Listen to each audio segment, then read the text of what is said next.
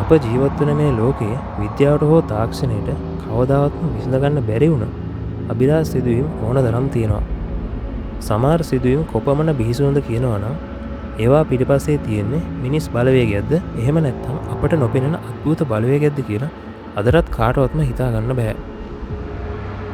Insight reality තුලින් අද අපි අරගෙන එන්නේ ලෝක ඉතිහාසයේ සිදුවුණු අදටත් ලෝකයේ ලොකුම විද්‍යාඥයින්ට පවා උත්තර නැති වුණ අතිශය බිහිසුණු සත්‍ය අභිරහස් සිදුවීම් තුනක් පිළිබඳ අනාවරණයයි.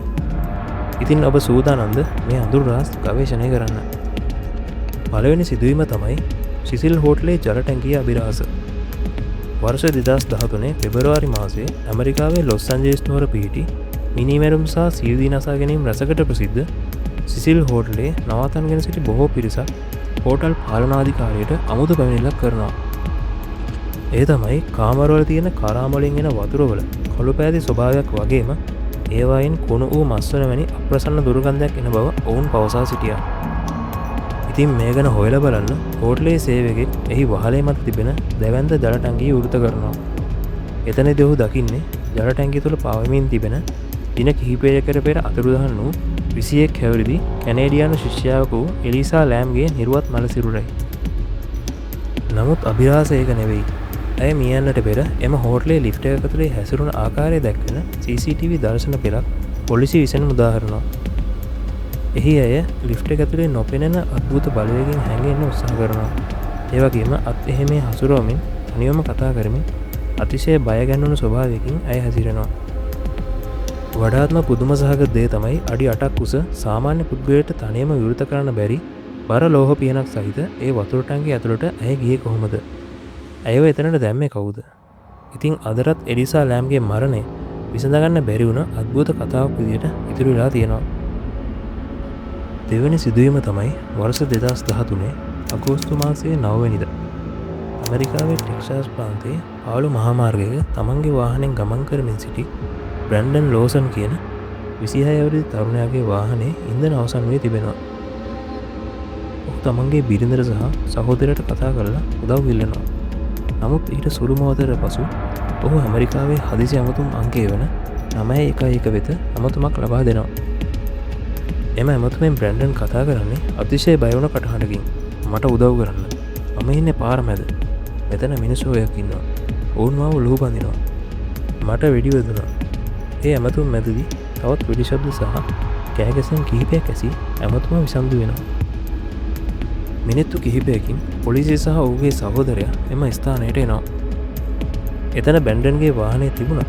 බ්‍රැන්ඩන් එතන හිටියේ නැහැ. එතැන් පටන් වසර ගණනාවක් තිස්සේ මුළු කැලෑවම පීරමින් සෙව්වා.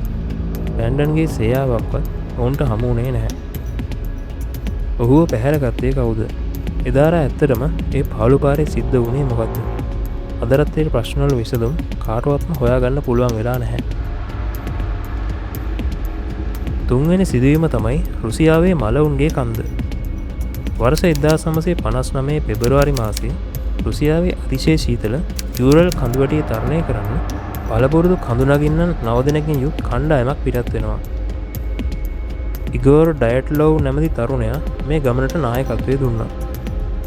නමුත් සැලසුම් කළ දිනට ඔවුන් ආපසු නොපැමිණි නිසා රුසියානු හමුදාව සහ ගලවා ගැනීමේ කණ්ඩායම් ඔවුන් සොයා හිමකන්ද පීරන්න පටන් ගත්තා.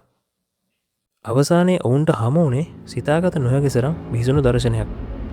කඳු නගින්න රැඳී සිටි කූඩාරම ඇතුළතින් පියකින් කපා ඉරා දමා තිබුණා. ඒ කියන්නේ කූඩාරමේ ඇතුලේ හිටපු අය මොකක් හරි මාරාන්තික බයකට කූඩාරමේ දොරෙන් එළියට එන්නේ නැතුව වෙනත් පැත්තකින් කූඩාරම කපාගෙන එළියට පැනලා තිබුණා. ඊටත් වඩා පුදුමය වන්නේ සෙල්සියස් අංශක ඍණ 30ක් වැනි අධික සීතලක් තිබියදී මේ අය තමන්ගේ සවත්තු හෝ සීතලට අදින ඇඳුම් පවා නොදා යට ඇඳුම් පිටින්ම හිම මත දිවගොස් තිබීමයි. පසු ඔවුන්ගේ සිරුරු සොයාගෙනුනේ කූඩාරමේ සිට කිලෝමීටර් පමණ ඈතින්. සමහරු සීතලට ගල් ගහලා මැරුණ තිබුණත් අනෙක් සිරුරවල තිබුණේ අద్භූත තුවාල. එක් අයෙකුගේ දිව සහ ඇස් අතුරු දහනලා තිබුණා. තවත් අයෙකුගේ හිස් කබල සහ පපුවේ ඇටකවුට් කුඩු වී තිබුණේ කිසිදු මිනිසෙක්ට හෝ සතෙක්ට කළ නොහැකි අධික පීඩනය සහිත බලවේගයකින් පාර දුන්නා වගේ. වඩාත්ම බිහිසුණු දේ තමයි ඔවුන් ඇඳ සිටි ඇඳුම්වල අධික විකිරණශීලීතාවයක් සටහන් වී තිබීමයි. රුසියානු රජය විසින් මේ සිදුවීම් වසා දැමූ අතර ඔවුන් පැවසිවේ හඳුනා නොගත් ස්වභාවික කාලගුණ තත්ත්වයක් නිසා මේ මරණ සිදුවූ බවයි. පිටසක්වල ජීවීන් රහස් හමුදා පරීක්ෂණ එහෙම නැත්තම් හිමමි නිසා මේ කවුරුන් මේ අයට පහර දුන්නද කියන එක අදටත් ලෝකයේ තියෙන ලොකුම අභිරහසක්. ඉතින් එලිසා ලෑම්ගේ මරණය බ්‍රැන්ඩන්ගේ අතුරුදහවීම සහ ඩයට්ලෝ පාස්සික් පිහිතුණු ඛේදවාචකයි. මේ හැම දෙයකින්ම ඔප්පු වෙන්නේ අපට නොපෙනෙන අපේ බුද්ධියට ගෝචර නොවන අඳුරු පැත්ත මේ ලෝකේ තවමත් තියෙනවා කියන එකයි. මේ සිදුවීම් තුනෙන් ඔබට වඩාත්ම බය හිතෙන අභිරහස්ම සිදුවීම මොකක්ද? මේ වගේ ලෝකයේ සැඟවුණු සැබෑ අභිරහස් සහ නොපෙනෙන සත්‍යයන් ගැන දිගටම දැනගන්න ඉන්සයිඩ් රියැලිටි අපේ channel එක subscribe කරලා තියාගන්න. මේ වගේ තවත් අභිරහසකින් නැවත හමු වෙමු.